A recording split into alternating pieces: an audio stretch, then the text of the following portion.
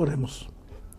Querido Padre, ilumina nuestro entendimiento para comprender tu palabra en este momento.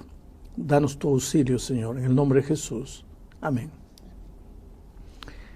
El tema de nuestro estudio hoy es el santuario.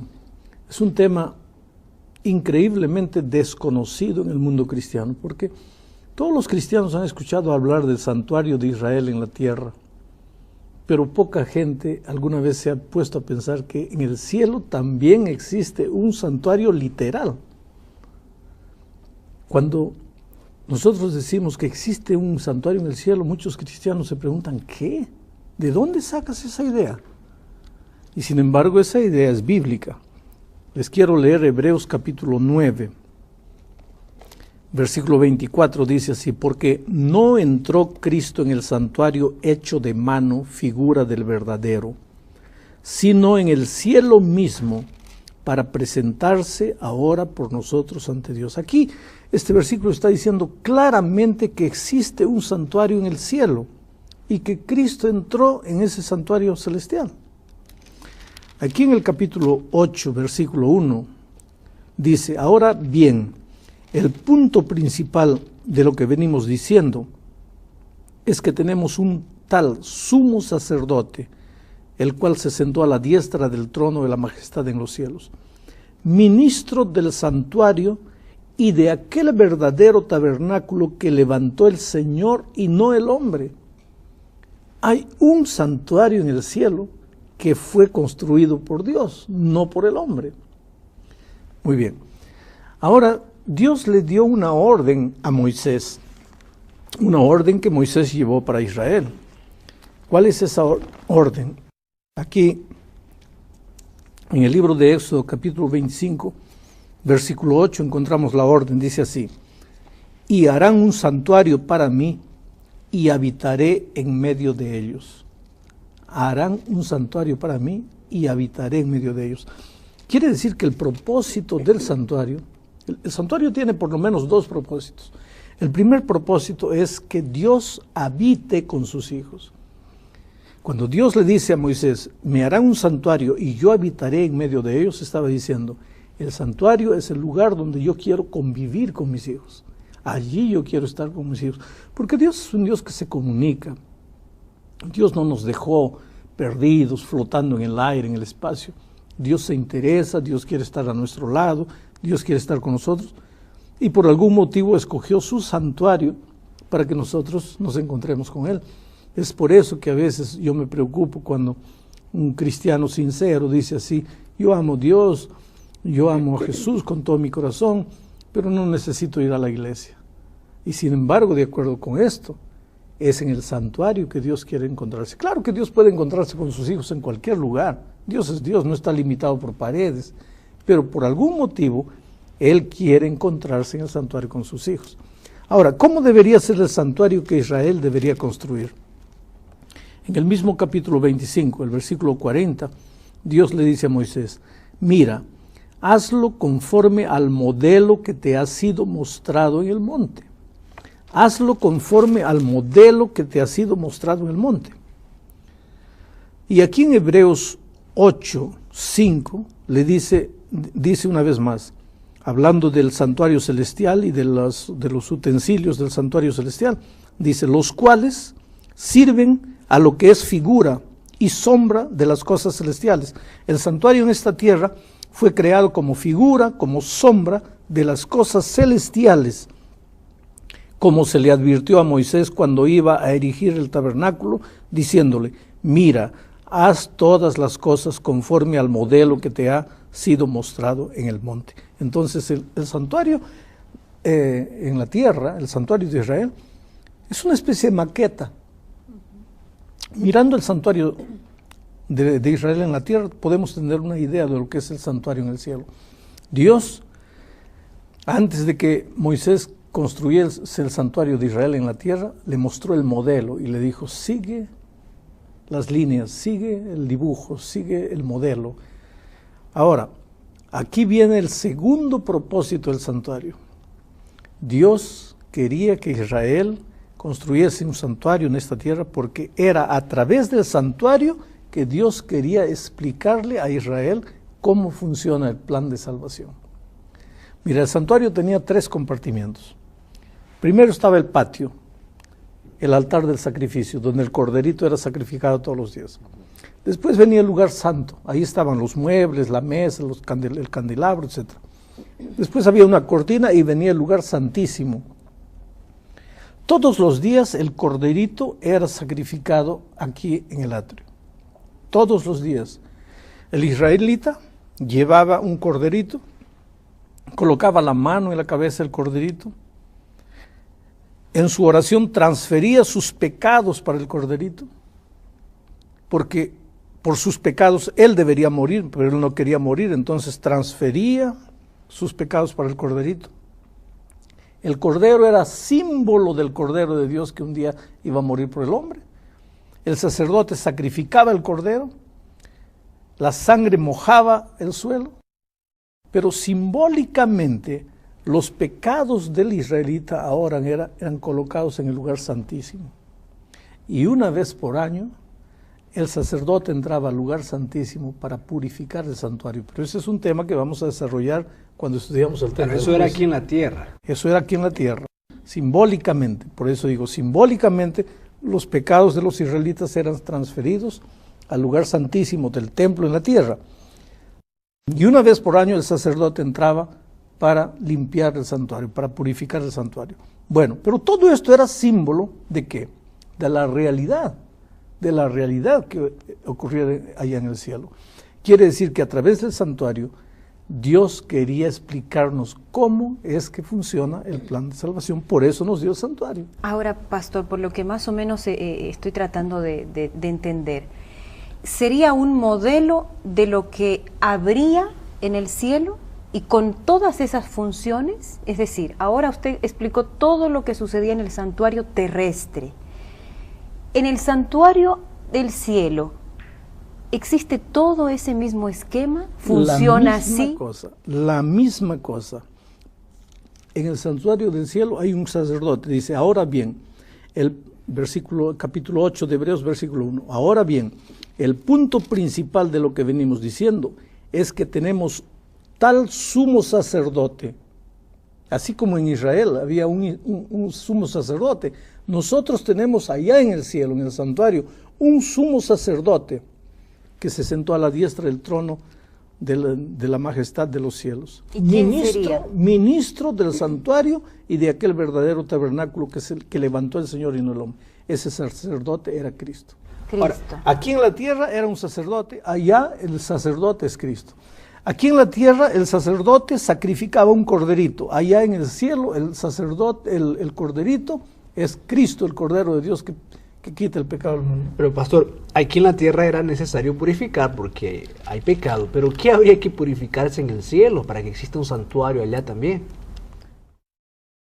¿Qué es lo que mancha la vida de una persona? El pecado. ¿Qué es lo que mancha el santuario, el lugar santísimo, el santuario celestial? El cielo no es perfecto, en el cielo... El cielo es perfecto, pero ahí que está, mucha gente me pregunta, ¿por qué existe santuario? Guarda tu pregunta si me estoy desviando. Okay. ¿Por qué tiene que haber un santuario celestial?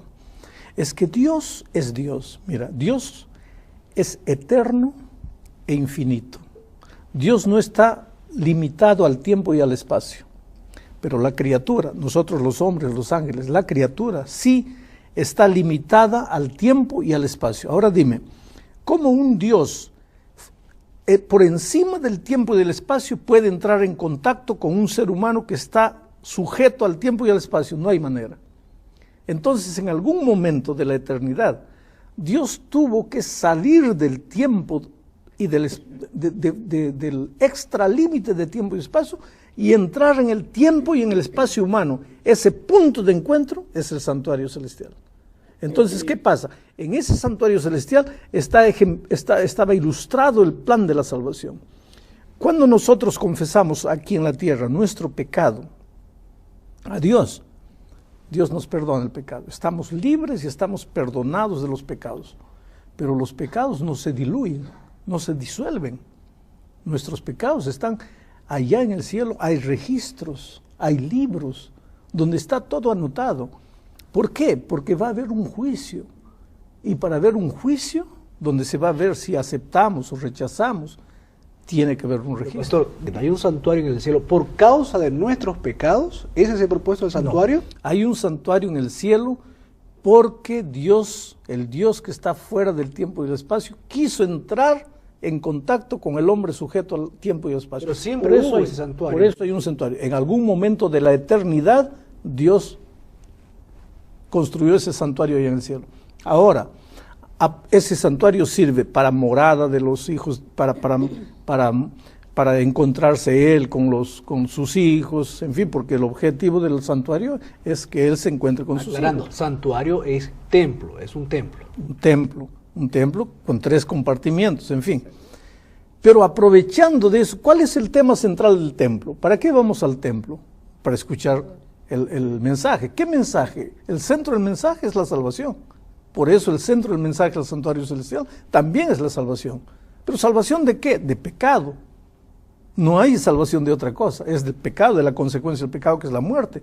Por eso es que cuando confesamos, nuestros pecados son llevados, están en los registros celestiales allá, somos perdonados aquí, pero es necesario que esos pecados sean purificados.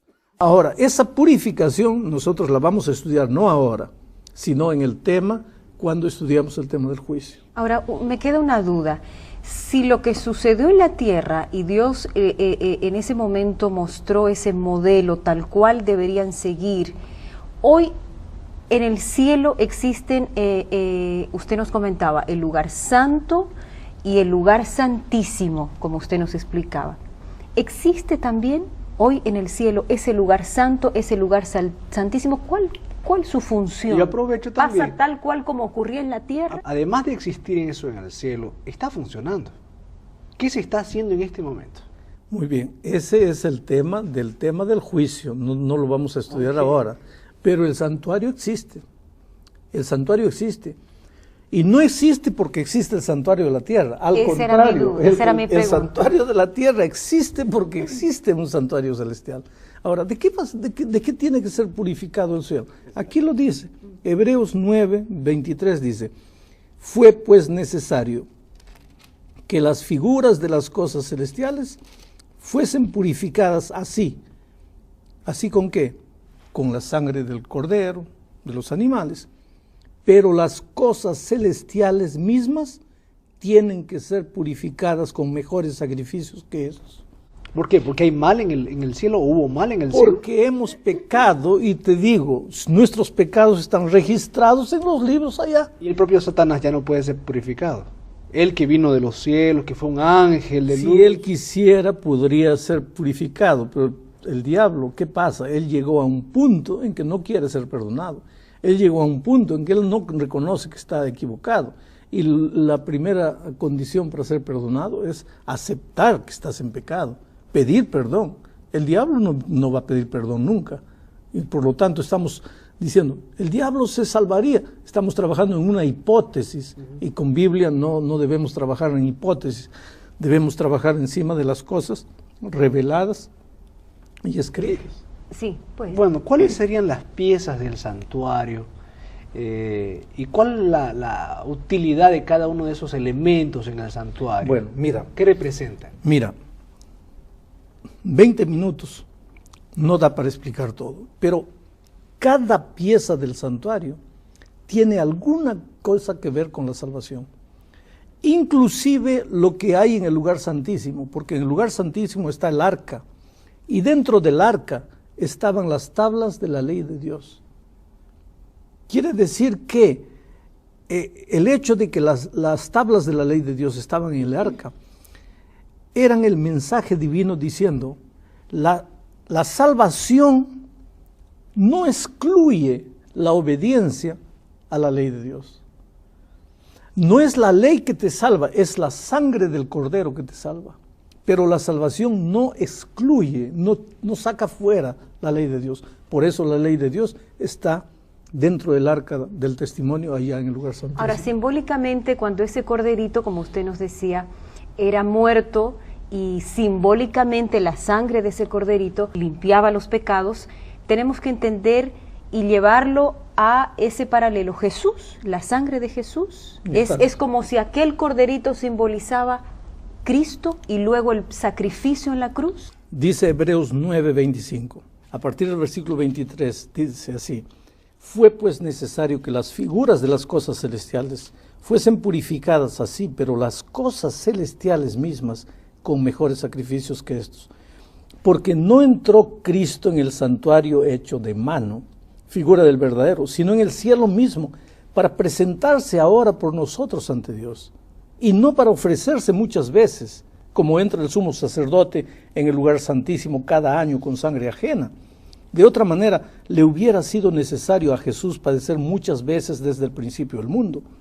Pero ahora, en la consumación de los siglos, se presentó una vez para siempre por el sacrificio de sí mismo para quitar de en medio el pecado. Entonces la respuesta está aquí. Cuando yo digo que hay pecado en el cielo, no lo digo yo, lo dice la palabra de Dios. Jesús entró para purificar, para quitar de en medio el pecado. Hay pecado en el santuario celestial, quiere decir, están los registros de los pecados. Ahora dice el versículo 27, de la manera que está establecido para los hombres que mueran una sola vez y después de esto el juicio. Así también Cristo fue ofrecido una sola vez para llevar los pecados de muchos. En la tierra, el sacerdote tenía que hacer sacrificio todos los días, porque eran sacrificios imperfectos. Pero Jesús se sacrificó una única vez, y con eso estamos. Y ahí cuando sucedió el sacrificio de Cristo, entonces ya no se realizaron más aquellos rituales. Ahí está, tú entraste a un punto interesantísimo. Mira, toda la ceremonia de Israel, de los símbolos, del corderito, de los muebles, todo eso tenía sentido antes que Cristo viniese a este mundo, porque todo esto era sombra, todo esto era figura, era ilustración para que el pueblo de Israel entendiese lo que pasaría en la cruz del Calvario. Pero cuando Jesús vino a este mundo, ya no tenía más sentido, por eso todas las leyes ceremoniales desaparecieron. Por eso ya no ofrecemos más sacrificios, por eso ya no sacrificamos corderitos, porque el Cordero de Dios ya entregó su vida por nosotros en la cruz del Calvario. Usted dijo al comienzo así, el santuario es un tema poco conocido. ¿Por qué es poco conocido por el mundo? ¿Por qué la gente no le da la importancia que se merece? Porque todo esto que estamos hablando es muy interesante. Pero nadie le da mucha importancia. Tal vez porque el enemigo de Dios no quiere que entendamos el plan maravilloso de la salvación. Porque el enemigo piensa que basta decir, estoy perdonado, ya estoy perdonado. Pero cuando vemos el tema del santuario, vemos que el perdón divino es mucho más complejo que decir, estoy perdonado, ¿no? Porque yo confesé mi pecado, pedí perdón a Dios, pero hay un abogado mío allá en el cielo intercediendo por mí, ofreciendo su sangre delante del Padre. Y yo tengo que aplicar, quiere decir, yo tengo que tomar una decisión personal. Entonces, pastor, déjeme entender. Aquel cordero simbolizaría a Cristo. Aquel sacerdote también simbolizaría a Cristo. Cristo es nuestro sustituto, el cordero. Sí. Cristo es nuestro sacerdote. Cristo es nuestro abogado. Y de cierta manera, Cristo es nuestro juez. Entonces, Él cumple las tres funciones. Él cumple todas las funciones. Él es nuestro Redentor, nuestro Salvador, en todos los sentidos. Infelizmente, llegamos al fin de más un estudio. Y yo quisiera decirte una cosa. No importa quién eres, no importa cómo viviste, no importa cuánto pecaste. Hay esperanza para ti, hay salvación para ti. En el pueblo de Israel, los israelitas